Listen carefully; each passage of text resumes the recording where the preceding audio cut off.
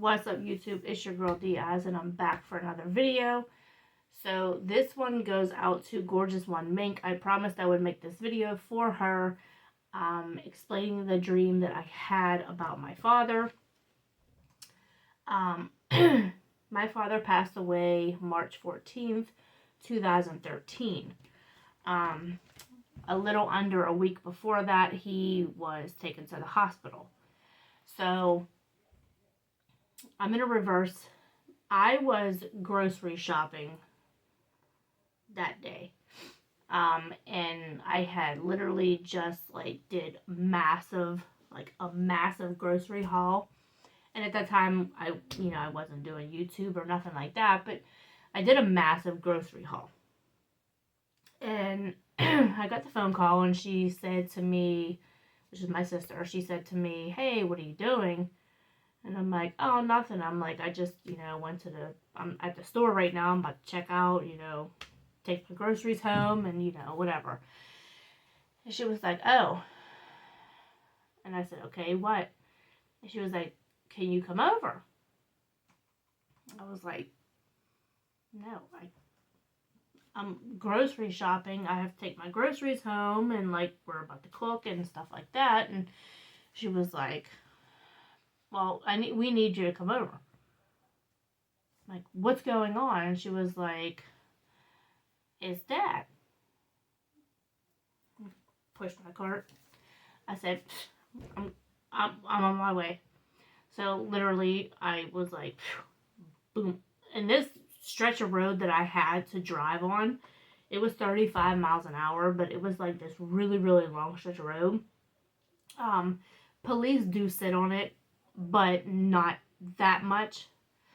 I was gone. I literally, this was probably I would say, probably a 7-minute drive. Maybe maybe a little bit more. I literally, got there in 4 minutes. I literally was probably doing about 70, 80. And I had a Chevy Lumina at that time. So I was probably doing 70, 80. So I ended up going to my house because I had to drop my groceries. Not my groceries, but I had to get my kids. And it was so crazy because it was just everything it flashed so quick in front of me. But I didn't grab anything. I was just like, "Let's go." So I met my brother and them at the bottom of the apartment complex where my mom and them lived. And I jumped in the car with them. And, when we got there, we knew we were going to be there for a while. So, we stayed for, however long we needed to stay for. And then, I went home because I ended up getting clothes and stuff like that I needed to, because we knew we were going to be there for a while. So we ended up going back home, and we got the clothes and that we needed, and everything that we needed, and we immediately went right back to the hospital. So we were there for 5 days. We were there. And, the doctors were talking to us and, telling us that the surgery and stuff like that was going on. So I ended up going home on the 6th day. I ended up going home. And we got our showers, and, we got different clothes, and, we started unpacking and everything like that. And then I got a phone call that was telling us that we should get back to the hospital. And I'm like, I just left there. It was within I would say 2 hours, within 2 hours. And I'm like, look, I can't get out there right now. Like, I don't have the vehicle here, so my aunt came to get us, and we went back out there, and they said that they decided to pull the plug on my father. Now, in the meantime, guys, this is the dream that I was having. This was all going on in my dream. Okay, so everything that I'm telling you now was going on in my dream. So, imagine 7 to 8 days of a dream.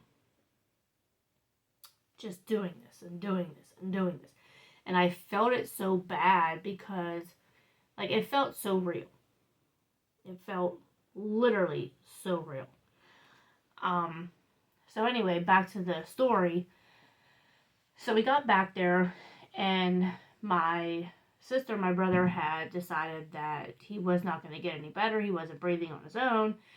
That they wanted to try to take the breathing tube out to see how he would do on his own. Now, he was only breathing at like 20% on his own. So they tried to take it out. He flatlined. They brought him back. They put the breathing tube back in. So later on that day, like, we were all taking turns, like, going in and talking to him and everything like that. And, like, that night, it was just, like, it was bad. It was bad. Like, they kept saying that his breathing was going down and different things like that. So the next morning, that morning that he did pass away, we did call all of the family members. All of them. And, they all came up, and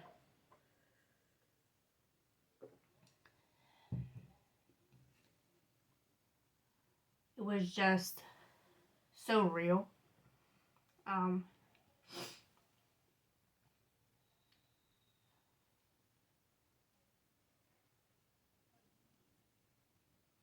They let everybody in one by one.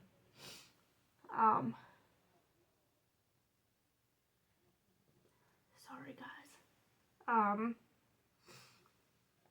You can see this is raw and uncut.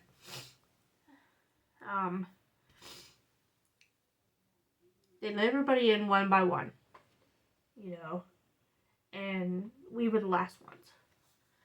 No lie, guys, literally, there was like 80 people in there. 80 people.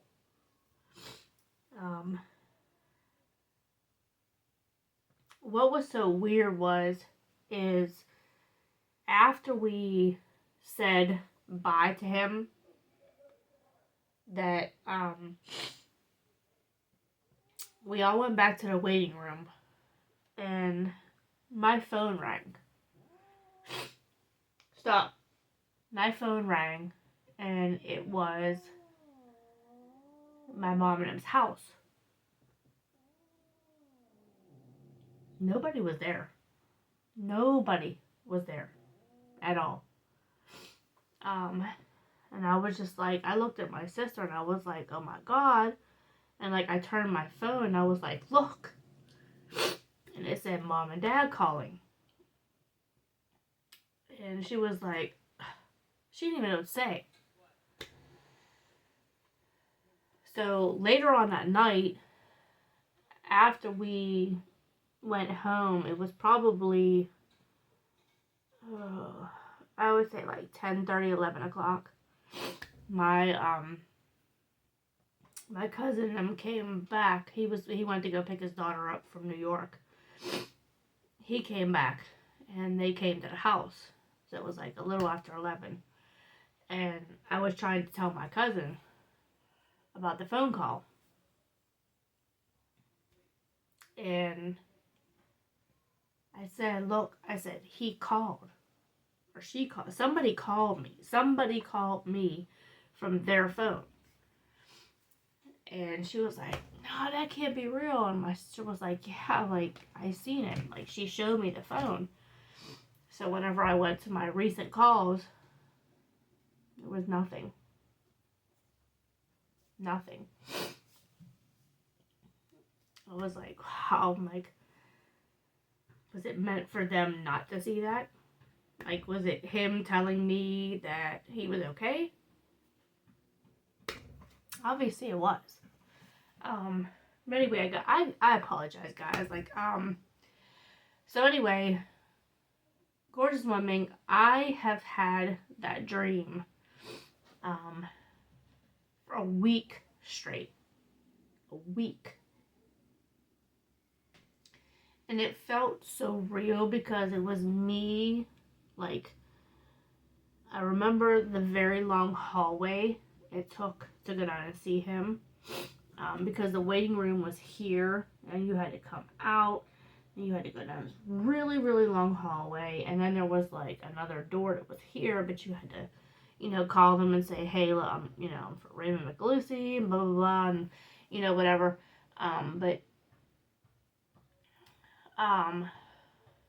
It was just, it was so crazy to experience the same thing for a whole week. The same thing for a whole week. It wasn't terrifying. It was very, like, it was weird, but it was emotional.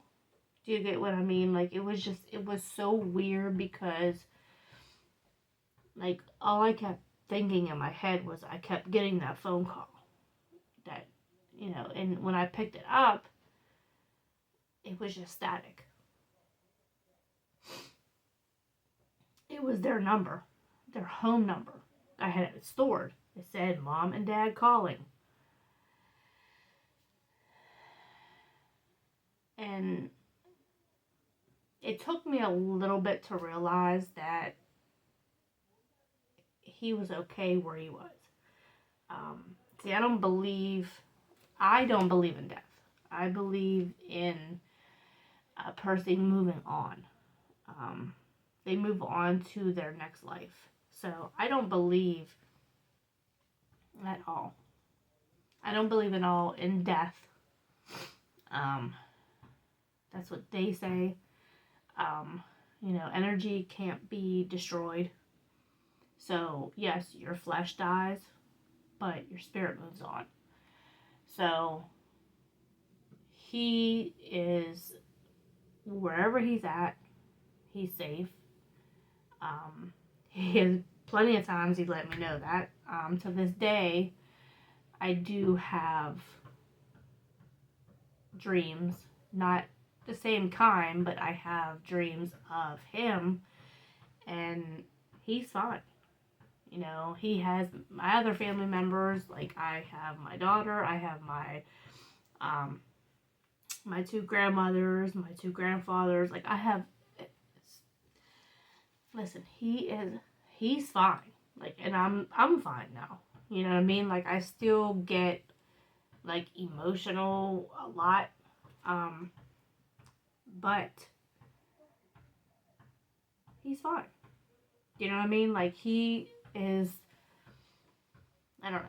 But anyway, his birthday's coming up, August 9th. Y'all comment below and tell my daddy happy birthday, if you guys can. But yeah, like this video. And guys, I'm sorry. I'm sorry that I got emotional, but this is raw and uncut. Like, I don't fake nothing. I should have did this, that way y'all couldn't see, but like I said, guys, I don't fake anything. So like, comment, subscribe. Please hit the bell for notifications. And if you guys can, go follow Gorgeous One Mink. Thank you, girl. You gave me inspiration for doing this video, even though you made me cry, but you gave me the inspiration for doing this video, so I thank you as well. Yeah, so that's it. I love you guys.